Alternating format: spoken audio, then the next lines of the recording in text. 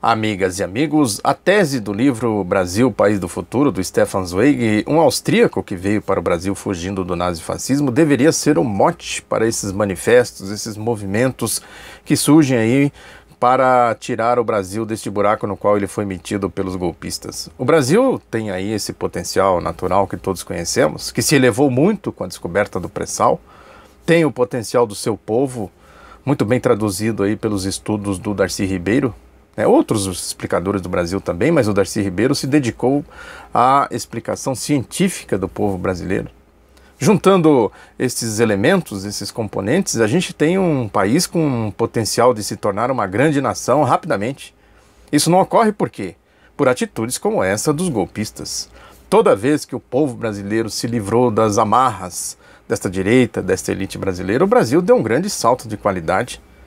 Podemos pegar a independência, a abolição, a república, mas, sobretudo, a Revolução de 1930, que possibilitou esse ciclo de industrialização, de modernização do nosso país, de crescimento contínuo da nossa economia, da inserção do povo na dinâmica econômica, social e política, criando as estruturas partidárias, as estruturas sindicais, enfim, todo um processo de modernização do nosso país e desenvolvimento com todas as limitações que nós sabemos. Isso só foi possível ser interrompido com o golpe de 64, com as medidas bestiais da direita, dessa elite, essa mesma que acabou de dar o golpe aqui agora, para implantar lá aquele regime de latrocidas, matavam para roubar. A lógica do golpe agora é a mesma, é a continuidade daquele ideal dos latrocidas de 64. Evidentemente que as circunstâncias são outras, tanto que eles estão aí batendo cabeça, tentando achar uma saída para a aventura na qual eles se meteram. Não há medida que eles possam tomar que convença o povo de que eles estão lá a serviço do futuro da nossa nação, a serviço do interesse público, a serviço do interesse da imensa maioria do povo brasileiro. Não tem condições de fazer nada nesse sentido. Consequentemente, qualquer que seja a solução pelo programa do golpe, desta elite, desta direita, não tem nenhuma possibilidade de ser aceita pelo povo. Essa é uma constatação que podemos dizer que é liminar. Não há possibilidade de se fazer mediação com este tipo de governo, com esse tipo de programa de governo. A gente está vendo aí as reformas neoliberais, trabalhistas, da Previdência, o que foi a PEC 55, certamente isso vai gerando consequências, consequentemente vai gerando também a insatisfação popular. A questão tudo é dar organicidade a isso, por isso que é necessário, o que eu tenho falado aqui reiteradamente, de unir todas as forças que lutam contra o golpe. Aí não cabe sectarismo, não cabe particularismo, não cabe interesses de corporações, de corrente A, corrente B e tal. Quem pensa realmente no Brasil, como o país do futuro, que deve ser uma tese que deve ser realizada agora, que a gente vinha nesse ritmo, deve se unir com esse objetivo, com essa finalidade. Porque de fato o Brasil vinha num ritmo acelerado aí de desenvolvimento, de progresso social, de democracia, de inclusão social. E isso a partir de 2014, 2013 especificamente, quando a Globo virou aquelas manifestações de 2013 a favor do golpe, isso começou a degringolar. Tem aí uma matéria na Folha de hoje falando dos correspondentes dos jornais The New York Times dos Estados Unidos e do The Guardian da Inglaterra, que eles estão trocando de correspondente, e o correspondente do The New York Times escreve um artigo para a revista Piauí, que ele diz que chegou aqui em 2011, aspas, abre aspas, ele dizia: pairava no país uma sensação de orgulho. Depois ele prossegue, mas que hoje o Brasil, nas palavras dele, está como a estrada que liga Cuiabá a Santarém, sem asfalto, com lama e veículos girando sobre seu eixo, sem sair do lugar.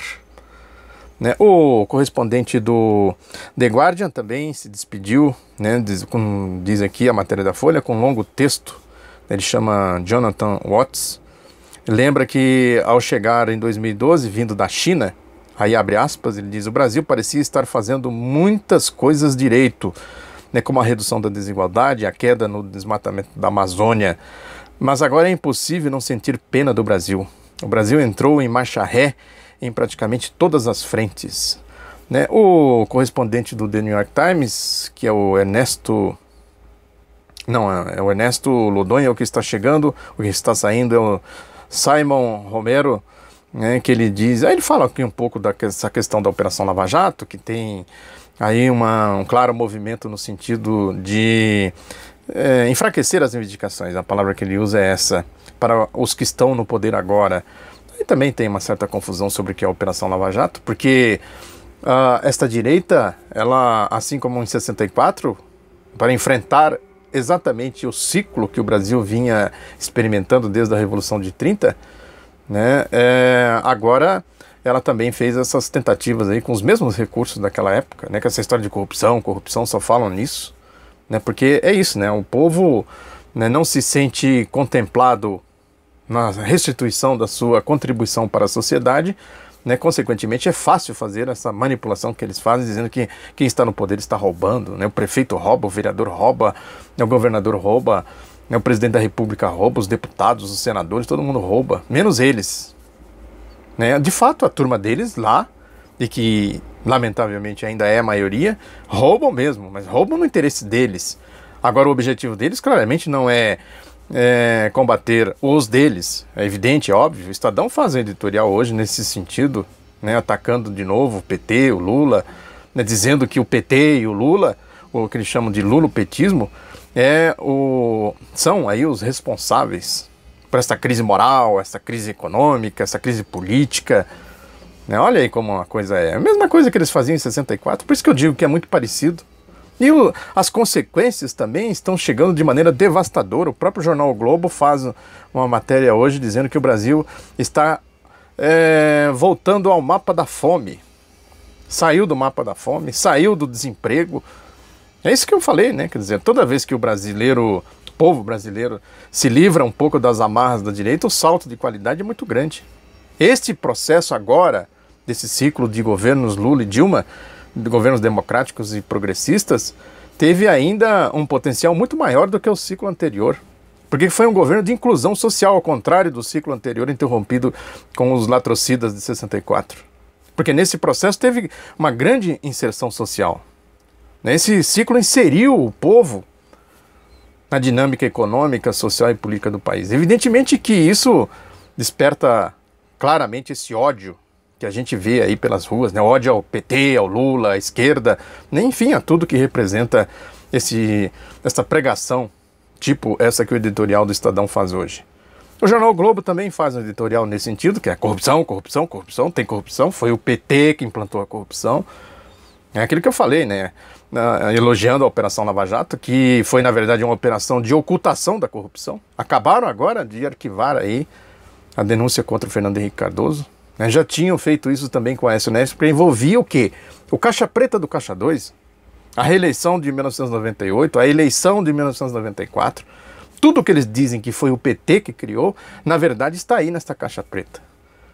No entanto, tudo isso foi varrido para debaixo do tapete pelos golpistas em geral e pela Lava Jato em particular. Este é o sentido de tudo isso. Agora o Brasil tem esse potencial. Tem também aí uma matéria da revista The Economist falando do exército brasileiro, né, que diz que é um exército caro, né, grande, né, que vem sendo utilizado como polícia. Né, claramente é uma campanha contra o exército brasileiro, contra a defesa do nosso país. Exatamente por isso, porque isso aqui é uma mina de ouro. Né? Aí a matéria levanta até uma questão importantíssima. Diz aqui que um dos focos principais do documento, falando aqui de um documento do Exército Brasileiro, é a proteção das riquezas naturais do Brasil, o que pode se tornar crucial se as previsões pessimistas sobre o aquecimento global se mostrarem corretas. Ou seja, o Brasil está no alvo de tudo isso. Os golpistas estão claramente contra o Brasil, portanto. É contra o Exército Brasileiro, o espírito do Exército Brasileiro, no sentido de fazer a defesa nacional. E o resultado de tudo isso é claramente uma situação que a gente vê na cara do povo brasileiro de desalento, de falta de perspectiva. Quer dizer, um país que tem tudo para se tornar uma potência cai na mão desse tipo de gente, a serviço claramente, como diz aqui a The Economist, né, de interesses de fora, né, que cria-se aí coisas como esta Operação Lava Jato, essa aberração. Isso é uma vergonha nacional. O país certamente no futuro, o Brasil do futuro, né, que há de se concretizar essa tese, certamente vai se envergonhar, né, de ter tido esse tipo de gente aí, como essa laia da Operação Lava Jato, todo o seu espectro, fazendo o que eles estão fazendo, destruindo, né, o sonho dos brasileiros, né, que resultou aí nesse processo golpista. Muito obrigado pela atenção, divulgue Outro Lado da Notícia, um abraço e até a próxima.